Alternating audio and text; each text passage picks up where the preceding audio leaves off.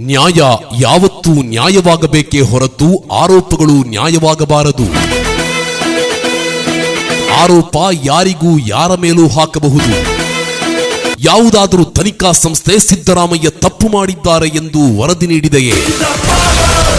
ಸಿದ್ದರಾಮಯ್ಯ ಮುಖ್ಯಮಂತ್ರಿಯಾದದ್ದು ಕೋಟಿಗಟ್ಟಲೆ ಮತದಾರರ ಮತದಾನದಿಂದ, ಕುದುರೆ ವ್ಯಾಪಾರದಿಂದಲ್ಲ.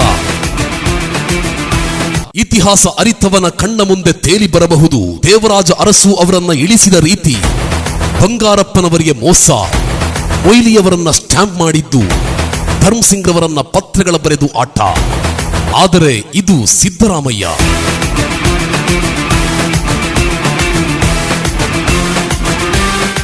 ಸದ್ಯ ರಾಜ್ಯ ರಾಜಕಾರಣದಲ್ಲಿ ಪರಿಶುದ್ಧರಾಗಿ ರಾಜಕೀಯ ನಡೆಸಿದ one and only master piece